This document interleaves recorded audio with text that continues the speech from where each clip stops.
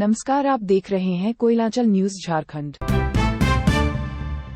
YouTube channel का follower बढ़ाने का झांसा देकर ठगी करने वाला 5 साइबर अपराधी गिरफ्तार। एक फरार एंकर बैंक अधिकारी बिजली विभाग का अधिकारी बनकर साइबर ठगी का तरीका पुराना हो गया है। अब जामताड़ा के साइबर अपराधियों का क्राइम का तरीका बदल रहा है। ये साइबर अपराधी अब YouTube चैनल के फॉलोअर बढ़ाने का झांसा देकर साइबर ठगी की घटना को अंजाम दे रहे हैं। मामले में 5 शातिर साइबर अपराधियों को गिरफ्तार किया गया है। इसका खुलासा एसपी अनिमेश नैथानी ने प्रेस कॉन्फ्रेंस कर किया। एसपी को मिली गुप्त सूचना के आधार पर साइबर डीएसपी मंजरुल होदा के नेतृत्व में टीम गठित कर नारायणपुर थाना अंतर्गत ग्राम लोकनिया एवं करमाटाड़ थाना अंतर्गत लोहरबंधा, बरमुंडी और दुधानी गांव में छापामारी की गई, जिसमें 5 शातिर साइबर अपराधियों को साइबर अपराध की घटना को अंजाम देते हुए रंगे हाथों दबोच गया है, जबकि गिरोह का एक सदस्य भागने में सफल रहा। एसपी ने बताया कि इस संबंध में इनके विरुद्ध जामताड़ा साइबर अपराध थाना में आईपीसी एवं आईटी एक्ट के विभिन्न धाराओं में कांड संख्या 61/23 दर्ज कर कोर्ट में पेश किया गया, जहां से सभी को जामताड़ा जेल भेज दिया गया है। बताया कि गिरफ्तार अभियुक्तों के पास से 16 मोबाइल,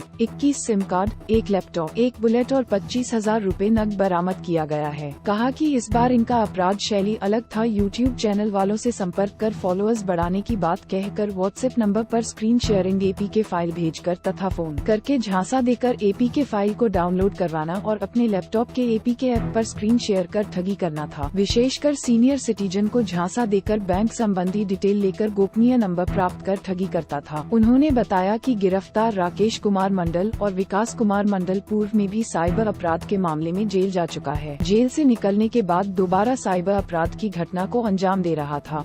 दिनांक 21 तारीख को गुप्त सूचना प्राप्त हुई थी कि कुछ साइबर अपराधी हैं संगठित तरीके से विभिन्न तरीके अपनाकर लोगों को साइबर क्राइम कर ठग रहे हैं। उस परिप्रेक्ष्य में साइबर डीएसपी श्री मंजरुल होदा, पुलिस निरीक्षक विश्वनाथ सिंह और पुनी अजय कुमार पंजीकार एवं अन्य लोगों के साथ में एक टीम का गठन किया गया छापेमारी करने के लिए। सूचना का संकलन करके करमाटाड़ और नारायणपुर थाना अंतर्गत कुल 4 जगह पर छापेमारी की गई और इसमें करीब 5 व्यक्ति गिरफ्तार किए गए हैं और 1-2 व्यक्ति भागने में कामयाब हो गए हैं। और इसमें हम लोगों ने आईटी एक्ट के तहत कांड भी दर्ज किया है और जो बरामदगी हुई है उसमें 16 मोबाइल, 21 सिम, 1 लैपटॉप, 25,000 रुपये नकद और एक रॉयल एनफील्ड मोटरसाइकिल की बरामदगी की गई है।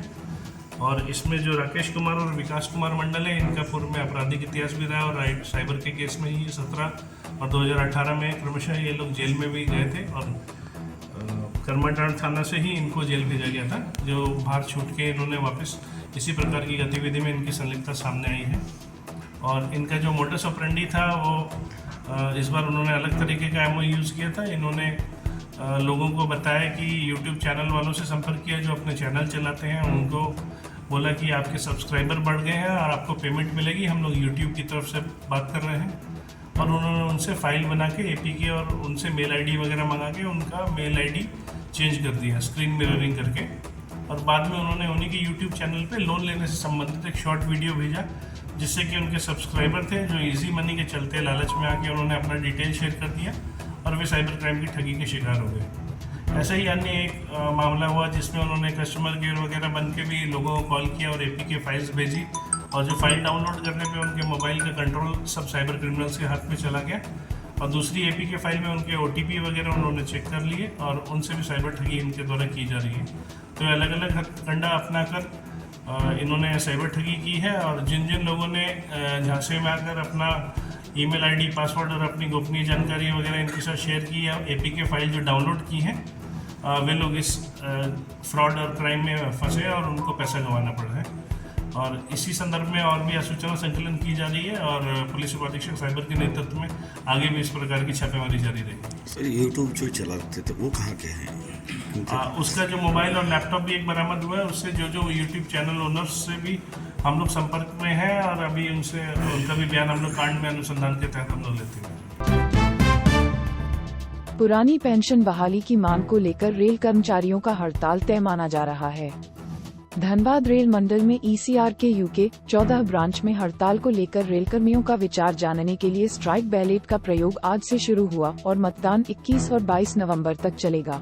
मतदान के आधार पर अब तक ये सामने आया है कि 99% कर्मचारी हड़ताल के पक्ष में हैं। वही रेल यूनियन के सदस्य एनके ख्वास ने बताया कि ECRKU के अलावे पूरे भारतीय रेलवे में सभी रेलवे जोन और कारखाना में हड़ताल के लिए यह मतदान एक ही साथ कराया जा रहा है। All India railway men's federation के नेतृत्व में पुरानी पेंशन बहाली हेतु संयुक्त फोरम का गठन किया गया है, जो नए पेंशन प्रणाली को समाप्त कर पुराने सुनिश्चित पेंशन बहाली के लिए राष्ट्रीय स्तर पर आंदोलन कर रहा है। अब तक प्रत्येक महीने की 21 तारीख को नए पेंशन योजना को समाप्त कर सभी को पुराने पेंशन का लाभ देने की मांग को लेकर राष्ट्रीय स्तर पर आंदोलन प्रदर्शन किया जाता रहा है। 10 अगस्त को दिल्ली के रामलीला मैदान में लाखों की संख्या में रेलकर्मियों सहित अन्य केंद्रीय और राज्य के कर्मचारियों, शिक्षक संघों, रक्षा मंत्रालय के सिविल कर्मचारियों आदि ने उपस्थित होकर पुराने पेंशन की बहाली के लिए केंद्र सरकार के समक्ष अपनी ताकत का जोरदार प्रदर्शन किया है और इसके बाद भी सरकार की नींद नहीं टूटी है। अतः 8 नवंबर को फेडरेशन के मुंबई सम्मेलन में ये सर्वसम्मति से निर्णय लिया गया है कि पेंशन बहाली के लिए रेलकर्मियों द्वारा फेडरेशन के नेतृत्व में रेल हड़ताल किया जाएगा और इस हड़ताल के लिए 21 और 22 नवंबर 2023 को रेल कर्मियों के पास यह मौका है कि वे अपना मत देकर इस हड़ताल का समर्थन करें।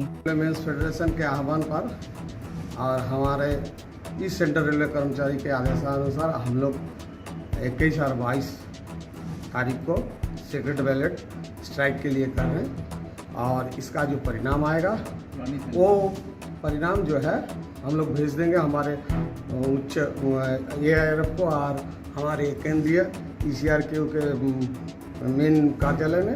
उसी मुताबिक वो लोग अपना डिसीजन लेंगे। उसी हिसाब से हम लोग का क्यों हो रहा है दुख मतदान का एक ही उद्देश्य, सिर्फ एक ही उद्देश्य है, वो है पुराना पेंशन लागू करना। नया पेंशन को NPS को खत्म करके पुराना पेंशन लागू करना। हमारा जो भी जहाँ भी जो भी जैसा भी हमारे जो ऑफिस वेयरर्स है वो हमारे ऊपर का निर्देश को पालन करता है। ऊपर से जो भी निर्देश आएगा उसमें 14 ब्रांच है।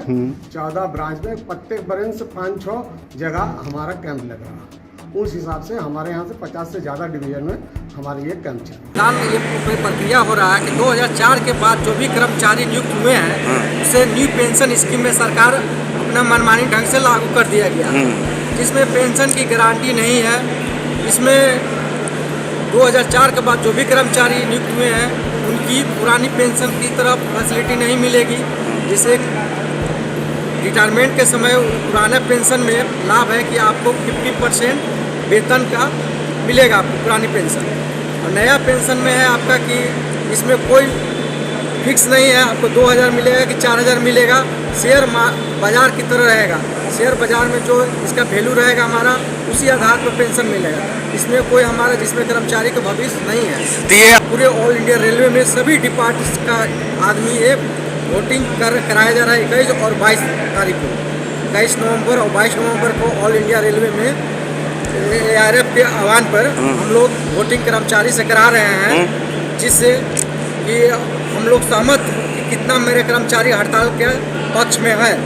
इसमें लगभग 99% हमारे कर्मचारी जो है पक्ष में है कि हम आगे अगर सरकारी हमारे बात नहीं मानती है हम हड़ताल पर जाने के लिए विवश हो जाएंगे। अच्छा। और सरकार को ये सिलसिले हम लोग आग्रह करना चाह रहे हैं उनसे कि हमारी जो पेंशन है पुरानी पेंशन वो बहाल की जाए। AIRF के निर्देश पर, ECRKU के आदेश पर हम लोग एक लंबे समय से न्यू पेंशन स्कीम को ख़त्म करने के लिए लड़ाई लड़ रहे थे, और इस लड़ाई के अंतर्गत हम लोग अंततः देख रहे हैं कि अभी तक गवर्नमेंट के खान पे कोई चून तक नहीं मिल रहा। तो हमारे महामंत्री श्री गोपाल मिश्रा का आदेश पे हम लोग 21-22 को हम लोग जो गुप्त मतदान का निर्णय लिया गया है कि कर्मचारियों से ओपिनियन लेना कि आने वाले दिन में यदि यूनियन केंद्र सरकार के खिलाफ पे अपने ऑर्गेनाइजेशन में यदि हम लोग